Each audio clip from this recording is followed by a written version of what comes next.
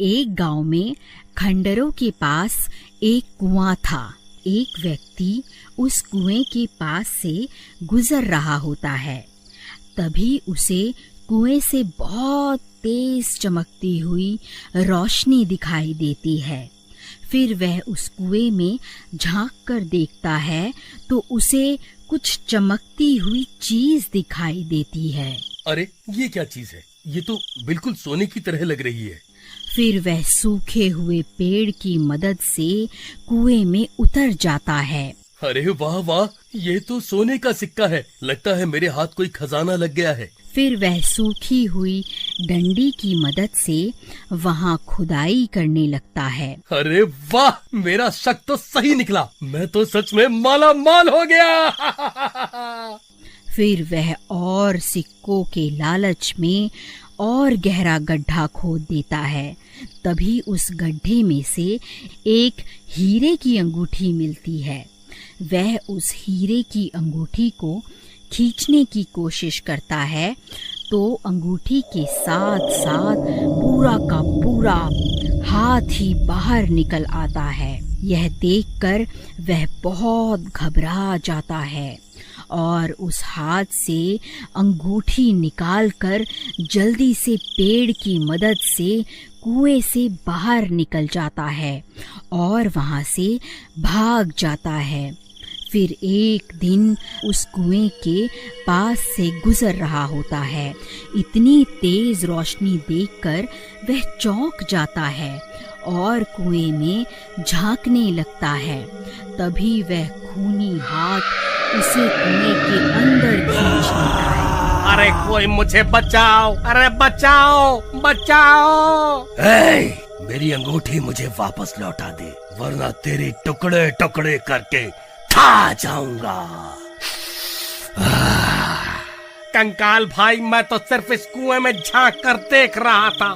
मुझे नहीं पता आप किस अंगूठी की बात कर रहे हो। कंकाल भाई, मुझे जाने दो। झूठ मत बोल, तूने ही मेरी अंगूठी चुराई है। उसे मुझे अभी के अभी वापस कर दे। हे भगवान, अब मैं इस कंकाल को कैसे यकीन दिलाऊं कि इसकी अंगूठी मैंने नहीं चुराई। अरे कंकाल भाई, मेरा विश्वास करो, मैं सच बोल रहा हूँ। चाहे तो मेरी तलाशी ले लो। अगर तूने मेरी अंगूठी नहीं चुराई तो फिर किसने चुराई है? जल्दी उसका नाम बता। हे कंकाल जी, मुझे नहीं पता कौन कमबख्त आपकी अंगूठी चुरा कर भाग गया है। हे भगवान, आज तो बाल बाल बच गया। लेकिन वह हाथ किसका हो सकता है? अरे यार, कहीं वह हाथ किसी भूत प्रेत का तो नहीं था? हे भगवान, कहीं मुझसे कोई गलती तो नहीं हो गई? अजी, ये आपके हाथ में क्या है? अरे वाह, आप तो बड़े छुपे रुस्तम निकले जी। ये अंगूठी मैं तुम्हारे लिए ही तो लाया हूँ।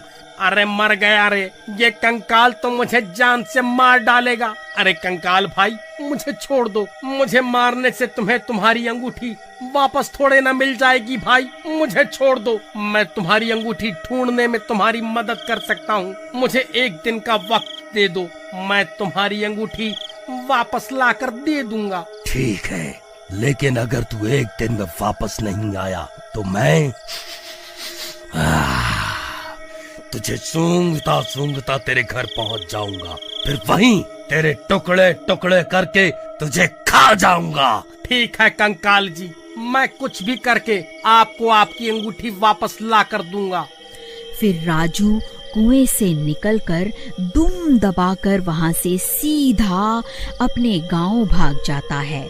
फिर सुबह होने पर सीमा पूरे गांव की औरतों को अपनी अंगूठी दिखा दिखा कर उन्हें जलाने लगती है। अजी, आपको कुछ पता भी है? गोपी ने अपनी पत्नी को इतनी कीमती अंगूठी तोहफे में दी है और एक आप हैं जो आज तक तोहफे में एक फूल भी तोड़कर नहीं दे पाए। अभी के अभी यहाँ से भाग जा। वैसे ही मेरा दिमाग खराब हो रखा है और तुझे तोहफे की पड़ी है। जब देखो चिक चिक चिक चिक करती रहती है। चल भाग यहाँ से। ये कैसे हो सकता है? वह भूखा गोपी तो लोगों से उधार मांगता फिरता है, भला उसके पास इतनी कीमती अंगूठी खरीदने के पैसे कहाँ से आए? जरूर दाल में कुछ काला है। फिर वह भागता भागता गोपी के घर पहुंच जाता है। अरे गोपी कहाँ है? जल्दी बाहर निकल। अरे चोर कहाँ छुप कर बैठा है? जल्दी बाहर निकल। अरे अरे, ये चोर चोर क्या लगा रखा है? सही तो कह रहा हूँ। जल्दी उस गोपी चोर को बाहर भेजो। और जो तुम ये अंगूठी पहनकर पूरे गांव में घूम रही हो ना, ये वही अंगूठी है जो तुम्हारे पति ने उस कंकाल के हाथ से चुराई है। अरे भाई, क्या हो गया? ये सुबह सुबह इतना शोर क्यों मचा रहे हो? देखिए ना, ये कमबख्त राजू बोल रहा है आपने ये अंगूठी किसी कंकाल के हाथ से चुराई है।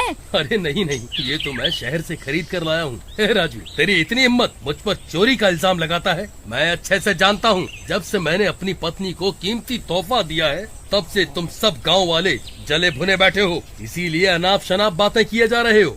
ए राजू, चुपचाप यहाँ से जाएगा या धक्के मारकर तुझे यहाँ से निकालूं? फिर राजू परेशान होकर वापस अपने घर आ जाता है। तभी उसकी पत्नी वहाँ आ जाती है और उसे परेशान देखकर उससे परेशानी का कारण पूछती है।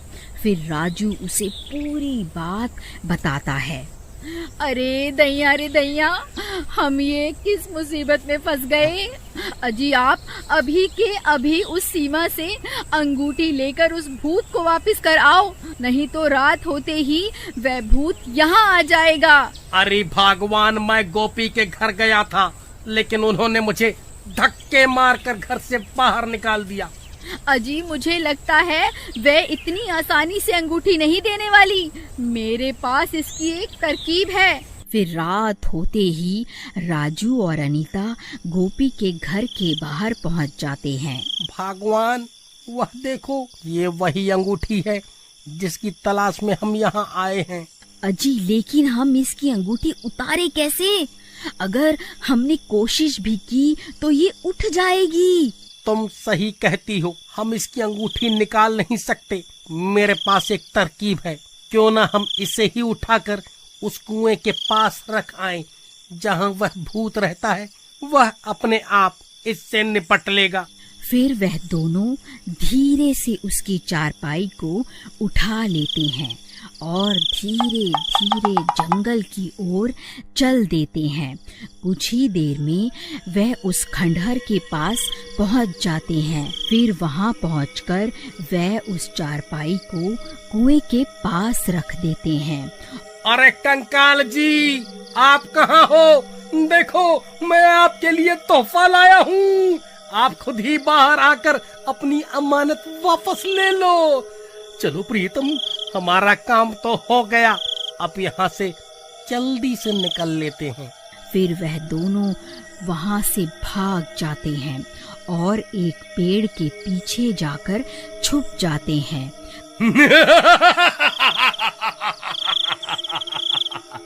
अरे वाह, मैंने तो सिर्फ अपनी अंगूठी मांगी थी, वह गांव वाला तो मेरे लिए एक और तोहफा ले आया।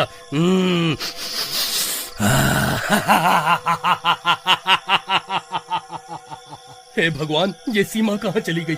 उसकी तो चारपाई भी गायब है। कमबख्त मेरी पत्नी को चारपाई के साथ ही उठाकर ले गया। अरे प्रीतम, प्रीतम तुम कहाँ चली गई? तभी गोपी सीमा की तलाश करने लगता है। अरे भाई, तुमने मेरी पत्नी को कहीं देखा है क्या? हाँ भाई, अभी अभी वो राजू और उसकी पत्नी तुम्हारी पत्नी को चारपाई पर लेटा कर कहीं ले जा रहे थे। मुझे लगा शायद तुम्हारी पत्नी की तबीयत खराब होगी। हे भगवान, कहीं वह दोनों उस खंडहर की तरफ तो नहीं गए? फिर वह भी भागता भागता उस कुएं के पास पहुंच जाता है और वहां पहुंचकर हैरान रह जाता है। अरे नास मिटो, मेरी पत्नी को उस भूत के हवाले क्यों कराए? अरे मर गई रे, ये मैं कहाँ आ गई? कहीं ये कोई सपना तो नहीं है?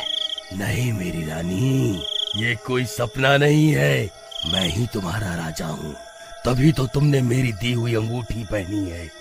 चलो अब कुएं में चलते हैं, अब से वही तुम्हारा नया घर है। फिर वह कंकाल सीमा को अपने कंधों पर उठा लेता है और उसे कुएं में ले जाता है। अगर आप आगे की कहानी देखना चाहते हैं तो कमेंट करके जरूर बताएं।